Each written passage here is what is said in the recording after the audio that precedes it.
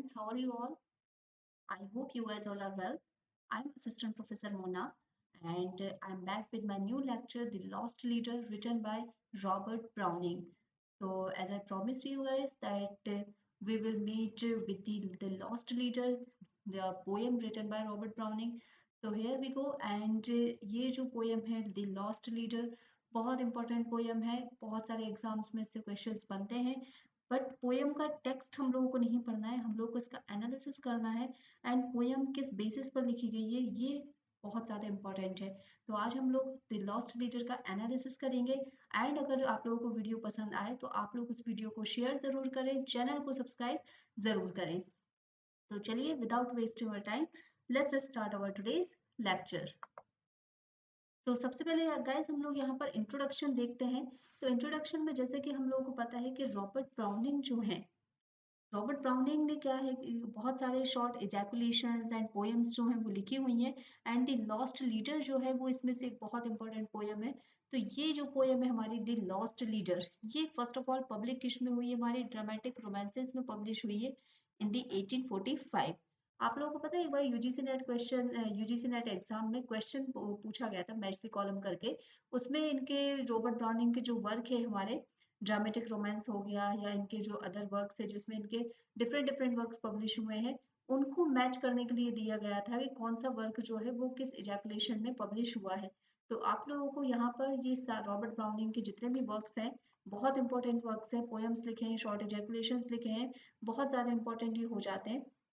तो आप लोगों को ये सभी बहुत अच्छे से याद करना है एंड विद द डेट याद करना है और कौन सा वर्क किसमें पब्लिश हुआ है ये भी ज़रूर याद करना है। तो रॉबर्ट ब्राउनिंग एक बहुत इंपॉर्टेंट राइटर है, हमारे विक्टोरियन राइटर होते हैं ये एंड ड्रामेटिक रोमांसेस में इनका ये वर्क पब्लिश हुआ था द लॉस्ट लीडर। अब अगर हम यहाँ पर इस वर्क की बात करें, पर्टिकुलर इस वर्क की अगर हम बात करते हैं, तो ये वर्क जो है सटायर है एक टाइप से, ये क्रिटिसाइज करता है किसको, विलियम वर्डवर्थ को। अब विलियम वर्डवर्थ अपने आप में बहुत इंपॉर्टेंट राइटर हैं, बहुत ज़्यादा फेमस है इंग्लिश लिटरेचर में। तो यहाँ पर रॉबर्ट ब्राउनिंग को क्या ज़रूरत पड़ी कि ये क्रिटिसाइज कर रहे हैं विलियम वर्डवर्थ को। तो इसको हम लोग आगे डिस्कस करेंगे एंड पॉइंट वाइज वाइज इसको समझने की कोशिश करेंगे।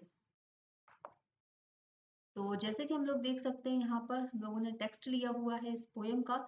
तो टेक्स्ट की अगर हम बात करें तो अगर हम स्टार्टिंग इसके लाइंस देखते हैं तो स्टार्टिंग लाइंस जो हैं ये किसी भी वर्क के बहुत इंपॉर्टेंट होते हैं। ओपनिंग लाइंस जो होते हैं बहुत ज़्यादा इंपॉर्टेंट हो जाते हैं क्योंकि कई बार डायरेक्ट लाइंस देकर आपसे क्वेश्चन पूछे जा सकते हैं। तो just for handful of silver he left us, just for a ribbon to stick in his coat, found the one gift of which fortune bereft us, lost all the others she let us devote. तो यहाँ पर इन lines के through Robert Browning क्या कहना चाह रहे हैं ये हम समझते हैं। तो गाइस यहाँ पर अगर हम बात करें तो इन्होंने विलियम वर्डवर्थ को क्यों क्रिटिसाइज किया है, सबसे पहले हम वो स्टोरी जान लेते हैं एंड द लॉस्ट लीडर इसका जो टाइटल है वो कितना जस्टिफाई करता है पोएम को। तो यहाँ पर रॉबर्ट ब्राउनिंग को अगर हम बात करें तो रॉबर्ट ब्राउनिंग विलियम वर्डवर्थ के बहुत अच्छे फ्रेंड हुआ करते थे इन द चाइल्डहुड और बहुत ज़्यादा ये इनको प्रेज करते थे, बहुत बड़े फैन थे ये इनके। बट क्या हुआ कि हमारे जो विलियम वर्डवर्थ जो हैं ये पोएट लॉरेट बने 1843 से 1850 तक। ठीक है, ये आपको टाइम पीरियड ज़रूर याद रखना है बिकॉज कई बार पोएट लॉरेट का भी जो है टाइम पीरियड पूछ लिया जाता है या कौन सा फर्स्ट पोएट लॉरेट था ये सब पूछ लिए जाते हैं। तो फर्स्ट पोएट लॉरेट कौन थे आप लोगों को बताना है, कब से पोएट लॉरेट बनना स्टार्ट हुए हैं ये भी बताना है। एंड विलियम वर्डवर्थ की अगर हम टाइमिंग देखें तो ये 1843 से 1850 तक पोएट लॉरेट रहे थे after the death of Southey. ठीक है, साउदी खुद अपने आप में एक इम्पोर्टेंट राइटर है। तो इनकी डेथ के बाद में विलियम वर्डवर्थ पोएट लॉरेट बने थे। अब यहाँ पर एक चीज समझने वाली है कि विलियम वर्डवर्थ ये वही राइटर हैं जिन्होंने एक बार पोएट लॉरेट बनने का जो ऑफर है वो रिजेक्ट कर दिया था, उन्होंने मना कर दिया था और उनके बाद में सऊदी जो है उन्होंने उनको पोएट लॉरेट बनाया गया था। एंड उनके बाद में सऊदी की डेथ के बाद में क्या हुआ, विलियम वर्डवर्थ को अगेन ऑफर किया गया और इस बार उन्होंने वो ऑफर एक्सेप्ट कर लिया। पर रॉबर्ट ब्राउनिंग के पॉइंट ऑफ व्यू से अगर हम देखें तो रॉबर्ट ब्राउनिंग का कहना ये है कि विलियम वर्डवर्थ ने ये ऑफर एक्सेप्ट करके पोएट लॉरेट बन के अपने जो अपने जो आइडियोलॉजी जो है, जो उनके प्रिंसिपल्स हैं, उनसे वो क्या किए, नीचे गिर गए।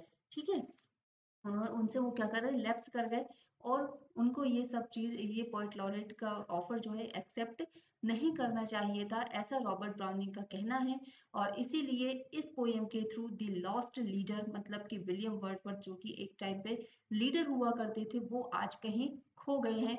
ये किसका कहना है? रॉबर्ट ब्राउनिंग का कहना है। और इसीलिए इस पोएम का टाइटल है द लॉस्ट लीडर, जो कि जस्टिफाई करता है पूरी तरीके से, जो कि विलियम वर्डवर्थ को क्रिटिसाइज कर रहे हैं। तो यहाँ पर रॉबर्ट ब्राउनिंग विलियम वर्डवर्थ को क्रिटिसाइज कर रहे हैं कि वो अपने मोरल्स से जो है उनको पीछे छोड़ दिया, उन्होंने अपने प्रिंसिपल्स को पीछे छोड़ दिया, और अपनी इनकी जो आइडियोलॉजी है उसको कहीं ना कहीं पीछे छोड़ दिया। और इन सबको पीछे छोड़ते हुए वो क्या हुए, नीचे लैप्स हो गए हैं, गिर गए हैं, ऐसा रॉबर्ट ब्राउनिंग का कहना है। तो ये स्टार्टिंग लाइंस जो हम देखते हैं, just for handful of silver he left us just for ever to stick in his coat, मतलब कि एक थोड़े से फेम के लिए रॉबर्ट विलियम वर्डवर्थ ने क्या हुआ, एक थोड़े से फेम के लिए बोल सकते हैं हम, या फिर एक just for a ribbon to stick in his coat, मतलब कि ये क्या कर रहे हैं, थोड़े सा फेम पाने के लिए या थोड़ी सी रिस्पेक्ट पाने के लिए इन ये क्या किए, अपने मोरल्स से लैप्स हो गए हैं, अपनी आइडियोलॉजी से लैप्स हो गए हैं, and lost all the others she let us devote. ठीक है, एक थोड़े से फेम के लिए इन्होंने बाकी सब चीजों को खो दिया है, ऐसा इनका कहना है रॉबर्ट ब्राउनिंग का इन लाइंस के थ्रू। तो बहुत इंपॉर्टेंट पोएम ये हमारी हो जाती है, बिकॉज यहाँ पर ये सीधे सीधे विलियम वर्डवर्थ को क्या कर रहे हैं, अटैक कर रहे हैं कि विलियम वर्डवर्थ जो है अपने मोरल्स से नीचे गिर गए हैं और उनको ऐसा नहीं करना चाहिए था। ओके, तो ये हमारा स्टार्टिंग लाइंस में इनको ये इनका ऐसा कहना है। ठीक है, आगे हम लोग देखते हैं। They with the gold to give doled him out of silver, so much was dear, who so little allowed, how all our copper had gone for his service, rags were the purple, his heart had been proud। मतलब यहाँ पर ये कहना चाह रहे हैं कि William वर्डवर्थ का हार्ट जो है वो इतना ज्यादा प्योर था, इतने ज्यादा ये साफ दिल के थे कि इनके हार्ट को या इनकी पर्सनालिटी पर रॉबर्ट ब्राउनिंग को जो है वो बहुत ज्यादा प्राउड था, बहुत ज्यादा वो प्राउड फील करते थे कि इतने प्योर हार्ट पर्सन से वो मिले हैं और इतने प्योर हार्ट पर्सन को वो जानते हैं। बट वही हम बात कहेंगे कि जब इन्होंने पोएट लॉरेट बनने का ऑफर एक्सेप्ट किया, वो ऑनर को उन्होंने जब एक्सेप्ट किया, तब रॉबर्ट ब्राउनिंग ने इनको क्रिटिसाइज करना स्टार्ट किया। आगे देखेंगे, आगे कौन सी लाइन है, lived in his mild and magnificent I, learn his great language, मतलब ये रॉबर्ट ब्राउनिंग के बारे में बात कर रहे हैं। Learn his great language, caught his clear accent, मतलब ये विलियम वर्डवर्थ के इतने ज्यादा बड़े फैन थे कि उनको ये बहुत ज्यादा ऑनर करते थे, उनको रेस्पेक्ट करते थे, उनको फॉलो करते थे, और उनकी लैंग्वेज जो है वो इनको ग्रेट लगती थी। और उनका एक जो क्लियर एक्सेंट जो था, ये उसको पकड़ के चलना चाहते थे, उससे ये बात करना चाहते थे। And made him our pattern to live and to die. Shakespeare was of us, Milton was for us। तो यहाँ पर ये बोल रहे हैं कि ये जिस पैटर्न पर विलियम वर्डवर्थ को फॉलो कर रहे थे, तो इनकी लाइफ में विलियम वर्डवर्थ का जो प्लेस है वो शेक्सपियर के समान ही है, शेक्सपियर और मिल्टन के जैसा ही है। और ये कंपेयर कर रहे हैं विलियम वर्डवर्थ को एक तरह से शेक्सपियर से एंड मिल्टन से। ठीक है, Burns Shelley were with us and they watch from their graves. तो यहाँ पर ये कहना चाह रहे हैं कि विलियम वर्डवर्थ इतने ज़्यादा हाई मोरल वाले इंसान थे कि शेक्सपियर और मिल्टन से इनको सीधे कंपेयर कर रहे हैं और बता रहे हैं कि बर्न्स शैली अगर होते यहाँ पर या वो अपनी ग्रेव से भी अगर देख रहे होंगे, तो वो विलियम वर्डवर्थ पर प्राउड फील कर रहे होंगे, ऐसा इनका कहना है।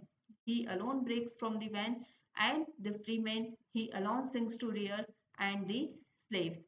एंड ये यहाँ पर आगे कह रहे हैं कि ये अकेले ही ऐसे हैं जो कि इस प्लेस तक पहुंचे हैं और इतने हाई मॉडल्स वाले ये इंसान हैं, और ये अकेले ही हैं जो कि आगे इस चीज को कंटिन्यू कर सकते हैं। बट वही इनका फिर ये लास्ट लाइन में इनका कहना ये है कि इन्होंने पोएट लॉरेट की वो ऑफर को एक्सेप्ट करके अपने मोरल्स से लैप्स हो गए हैं, नीचे गिर गए हैं। We shall march prospering, not through his presence. Songs may inspire us, not from his lyre. Deeds will be done while he boasts his quiescence, still bidding couch for from couch whom the rest bade aspire.